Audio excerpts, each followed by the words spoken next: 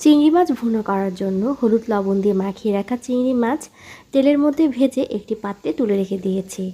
এবার সেই তেলেই দিয়ে দিলাম পেঁয়াজ, রসুন এবং টমেটোর পেস্ট, আর দিয়ে দিচ্ছি হলুদের গুঁড়া, মরিচের গুঁড়া, ধনিয়া ও জিরার গুঁড়া, লবণ। এবার ভালো মতন কষিয়ে নিচ্ছি।